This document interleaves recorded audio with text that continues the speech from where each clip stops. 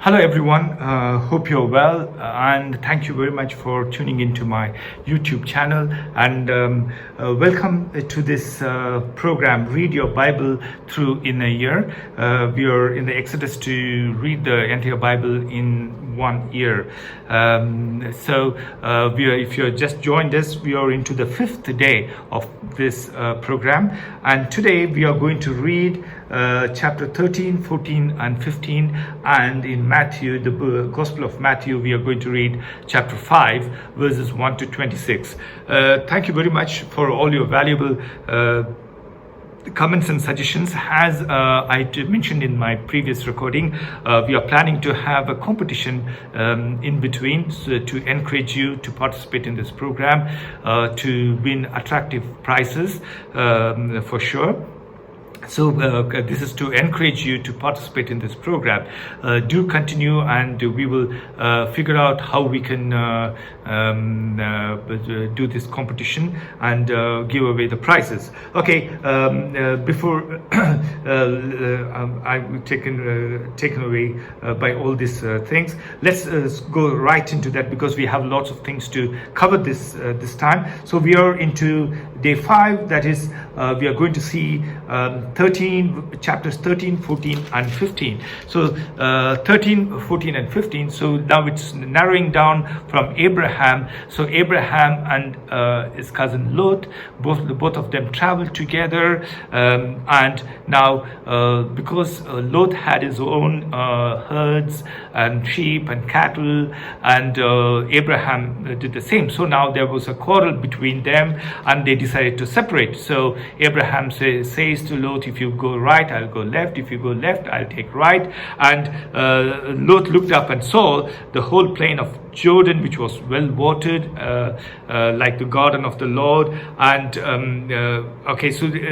somewhere near this was before God destroyed Sodom and Gomorrah. So he decides that plain, and he decided to go towards Sodom, whereas Abraham stays in Canaan. Now, 2 important things I need you to know in this chapter, in fact 3. One is verses 15. So 14. Chapter 13 verses 14. The Lord said to Abraham after Lot had, lift your eyes from where you are and look north and south and east and west. All the land you see, I will give it to you and your offspring. This is not personally to Abraham, but to as he is given as a trust, entrusts Abram to the whole nation for whom he is a representative at this time. So that is what it means. So it's not to Abraham personally. And as short note about chapter 14 verses 2, there were 5 kings. It mentions about the 5 kings.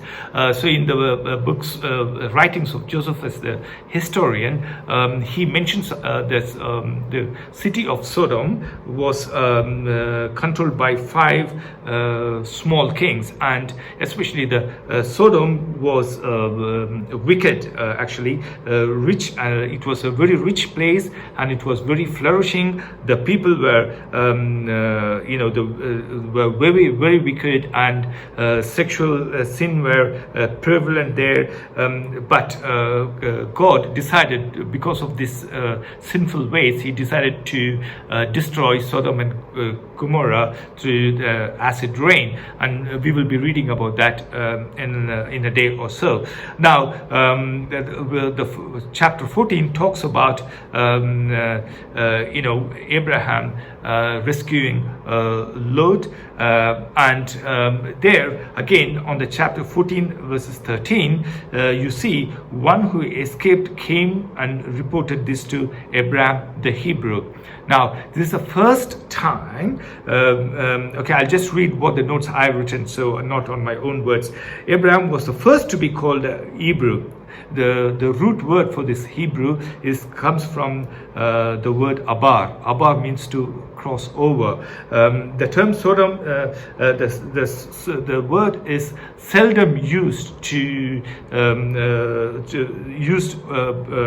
used of an Israelite to call the Hebrews, unless someone else, except if the speaker was a foreigner like Israelite. So the Israelites are called the Hebrews, like pharaohs. The Israelites were called the Hebrews. So if a foreigner calls, then it is a Hebrew.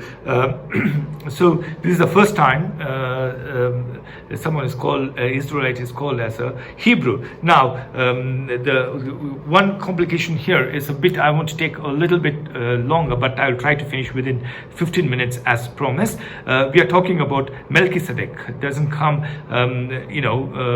comes from nowhere and blesses Abraham and everything. So there are three theories. But now the problem is it's a very complex and a perplexed one, and the debate is still open. So I can't say this is the right thing. There are three views. One, according to Hebrews chapter 7:2, where Paul addresses as King of Peace, King of Righteousness, etc. These titles are specific to Jesus Christ. So they think that Melchizedek is a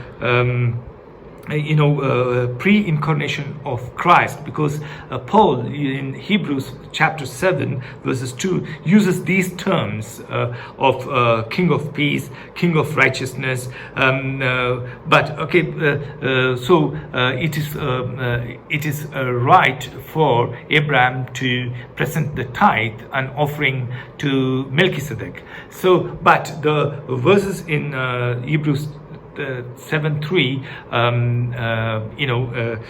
it undermines the position, because if Jesus Christ, if Melchizedek was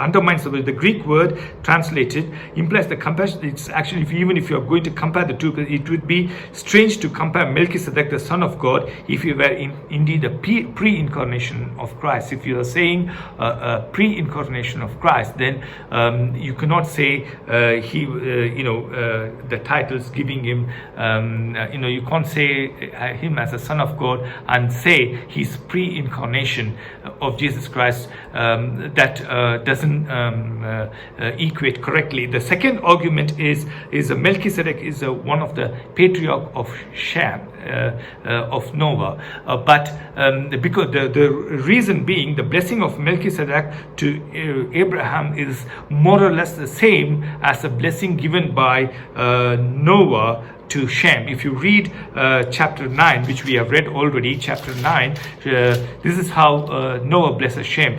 May blessed be the Lord, the God of Shem. So if you read what Melchizedek blesses is, blessed be Abram by God Most High. More or less the wordings are the same. So some of them, they think that Melchizedek was one of the patriarchs from the descent of Shem, but Shem had the genealogy. We know who's his dad and everyone, but Melchizedek, we don't have who's his parents, who are his descendants, so that cannot be true as well. Or some of them, they say Melchizedek was a Canaanite priest king. So those days the kings were also taking the role of priest under king. There would be nothing usually a ruler meeting Abraham in conjunction with the king of Sodom.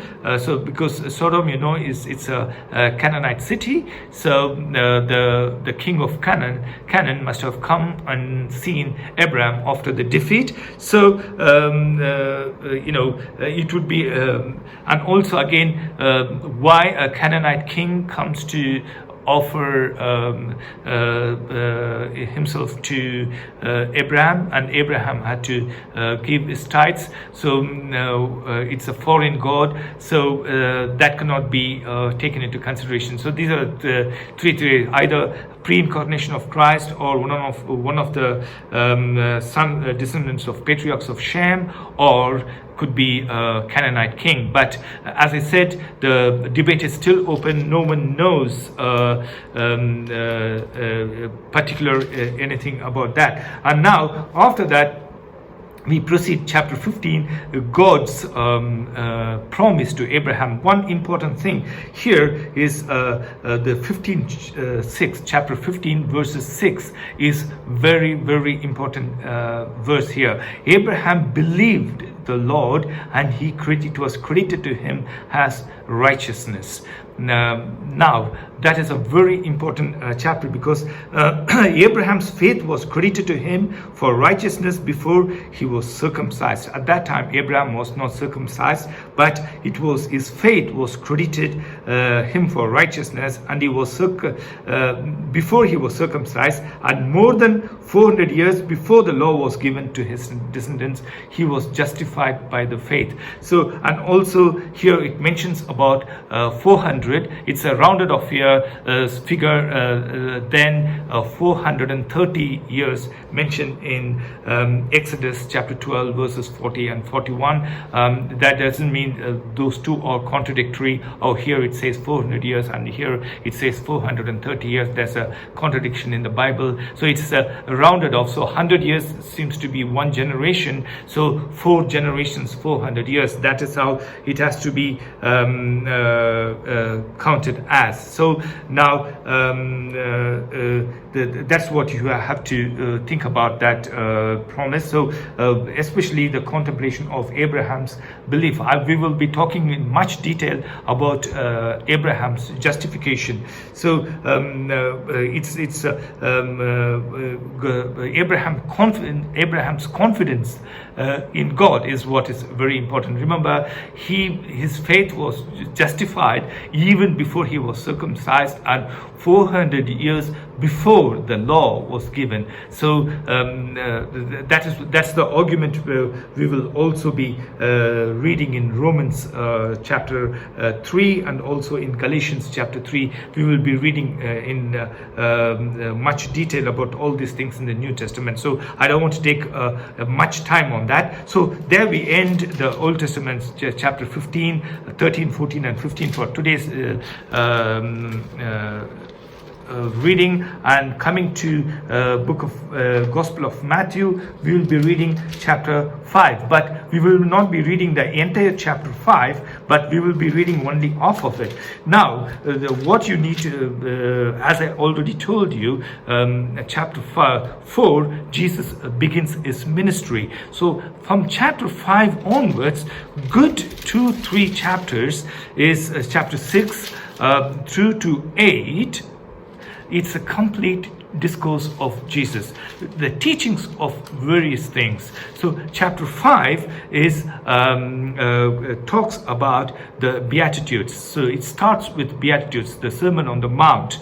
So here one thing, the Greek word for blessed is makarioi, which means fully satisfied. So makarioi, which means fully satisfied. It refers to the position of being fully blessed. So that is what it means to blessed are the poor in spirit, blessed are those who mourn. So blessed means the state of completely full blessedness, total satisfaction, happy, being the state of being happy. That's where the root word hap connected as the luck or favorable situation. So blessed means the state of being blessed, and from there is the teaching follows. Today you will be reading only chapter 5 verses 1 to 26. Tomorrow you will be reading from 27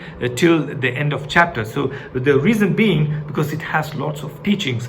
You will see if you are following the Bible, which says which gives the Jesus dialogues in his words in red. You will see chapter 5, 6, 7 and 8 completely in red. That means it's complete discourse. Jesus teaching on, so his ministry begins in chapter 4, and he chooses the disciples, and on chapter 5 he starts the teaching. In this, he is talking about the blessedness, the beatitudes he talks about, and he talks about the fulfillment of the law, and also do not talks about the murder and everything. So if you're having an offering, leave the offering on the table, and if you find if you have something against your brother, you leave the offering, etc. So it's fairly easy reading. So I want you to, but I need you to concentrate. What are the teachings? So now you see a structure. Now Abraham is chosen and he's promised, and he's given, and he accepts God's guidance in faith.